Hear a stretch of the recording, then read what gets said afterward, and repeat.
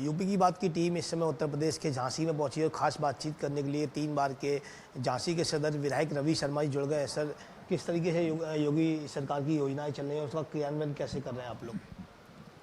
प्रदेश में जब से आदरणीय योगी आदित्यनाथ जी ने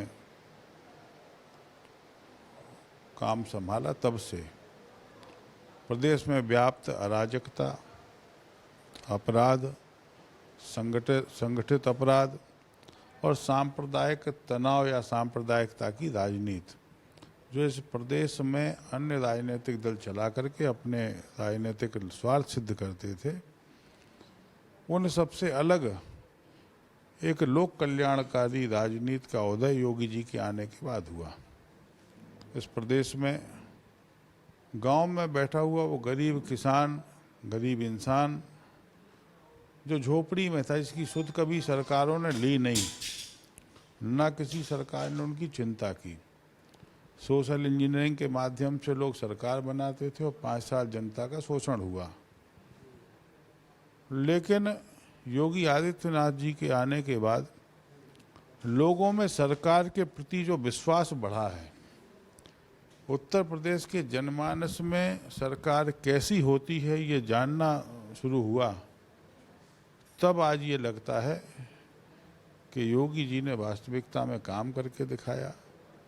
योगी जी ने जो जन विश्वास पैदा किया है, उससे पूरे विश्व से, जहाँ एक और उत्तर प्रदेश की साख बढ़ी है, वहीं दूसरी ओर पूरे विश्व के इन्वेस्टर उत्तर प्रदेश में बदले हुए माहौल में विश्वास करके यहाँ की इन्वेस्टर समिट में ही नहीं आए, बड़े बड़े इन्वेस्टमेंट उत्तर प्रदेश में लोगों ने किए भी हैं। और अगर हम बुंदेलखंड की बात करें तो बुंदेलखंड को तो वास्तविकता में गति मिली है। बुंदेलखंड एक्सप्रेस वे के माध्यम से, बुंदेलखंड में डिफेंस कॉरिडोर की स्थापना के माध्यम से, बुंदेलखंड में वीरा जैसा बड़ा संस्थान ला करके बुंदेलखंड के प्रत्येक गांव को पेयजल की व्यवस्था से जोड़ करके, बुंदेलखंड में नहरों का जाल बिछा करके, केन बेतवा नदी का लिंक करके बुंदेलखंड की समस्याओं का अंत करने का काम सरकार ने किया है। मैं मुख्यमंत्री जी को बधाई देता हूँ। अब 3 बार के विधायक के तो अपने कार्यकाल में किस तरीके के विकास कार्य आपने यहाँ किए हैं झांसी में? विकास एक अनवरत प्रक्रिया है, विकास का कभी समापन नहीं हो सकता। डेवलपमेंट तो अनवरत चलने वाला काम है। तो जो किया है वो उस समय की तात्कालिक आवश्यकता थी, जनता ने अप्रिशिएट किया, तब तो तीसरी बार विधायक बनाया ना। पहली बार लोगों ने 8,000 वोट से जिताया था, अगली बार 60,000 से जिताया, अब की बार 80,000 से जितवाया। तो जब जनता के बीच में रहते हैं, विकास कार्य करते हैं, लोगों के सुख दुख में साथ खड़े होते हैं, तब लोग वोट देते हैं। तो डेवलपमेंट लेकिन समाप्त नहीं हो सकता। जहाँ तक हम रोड पहुँचा देते हैं, उसके आगे फिर नई प्लॉटिंग होने लगती, तो फिर वहाँ के लोग उम्मीद करते हैं कि साहब हमारे यहाँ तक आनी चाहिए सड़क। हम बिजली के खंभे पहुँचाते हैं, वहाँ और ज़्यादा डेवलपमेंट आगे फिर हो जाता है। तो विकास तो एक अनवरत प्रक्रिया है, चलती रहेगी, लेकिन लोग संतुष्ट हों, ऐसा हमारा प्रयास होता है। पहले बुंदेलखंड में पलायन हुआ करता था और लोग ये मांग भी थी कि बुंदेलखंड को राज्य का दर्जा दिया जाए। इस विषय में कितना काम चल रहा है सर? ये बात तो आपने ठीक की कि एक युवराज की लॉन्चिंग होनी थी, राजनीति में उन्हें प्रवेश कराना था, तो उनको बुंदेलखंड उनके लिए चुना गया।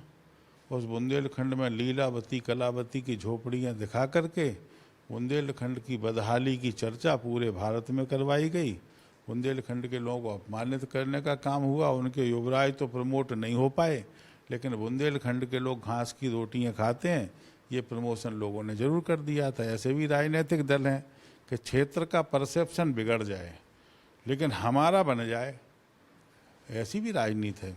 लेकिन वास्तविकता में यदि बुंदेलखंड में काम हुआ है तो योगी और मोदी के आने के बाद हुए। जब मोदी जी प्रधानमंत्री हुए, योगी जी मुख्यमंत्री हुए, तब बुंदेलखंड में कल्याणकारी योजनाएं, ज़मीन तक पहुंचना, यहाँ के पलायन को रोकना, यहाँ की आत्महत्याओं को रोकना, ये बड़ी सरकार के सामने चुनौती थी, जिस चुनौती को सरकार ने स्वीकार किया। और आज मैं कह सकता हूँ कि ना यहाँ पर किसान आत्महत्या करता है, और ना ही यहाँ से पलायन आने वाले समय में होगा, क्योंकि एक नया नोएडा जैसा बड़ा शहर, उद्यमी शहर बनाने की सरकार की योजना है। डिफेंस कॉरिडोर में यहाँ से लेकर के और चित्रकूट तक पूरा बुंदेलखंड लिया गया। तो जब इतनी बड़ी बड़े उद्योग धंधे यहाँ पर स्थापित होंगे तो यहाँ पर तो अन्य प्रांतों से अब आने वाले समय में लोग रोजगार ढूंढने आने वाले हैं, पलायन अब नहीं होगा। चुनाव के समय किन मुद्दों पे आप लोग चुनाव लड़े थे और जनता की अपेक्षाओं पर कितना खरे उतरे, तस्वीर कैसे बदली झांसी की? झांसी की तस्वीर जो बदली है वो झांसी से यदि कोई बालक 15 साल पहले बाहर गया हो और अब उसे बुलाओ झांसी, तब वो बताता है कि झांसी हम कैसा छोड़ के गए थे, अब झांसी हमारा कैसा हो गया। हमारे कहने से तस्वीर नहीं बदलेगी। ये झूठे वादे झूठी कस्मों वाले हम लोग नेता नहीं हैं। हम तो धरातल पे काम करके, और हम ना रोज़ चर्चा करते हैं ना रोज़ पत्रकार वार्ता करते हैं अपने कामों की। हम तो आनंद के साथ जनता के बीच में रह करके अपना काम चुपचाप करते रहते हैं, और जब आखिरी समय आता है तो उसका संकलन करके पुस्तिका छपवाते हैं और पुस्तिका हम जनता के डोमेन में दे देते हैं कि साहब ये काम हुआ।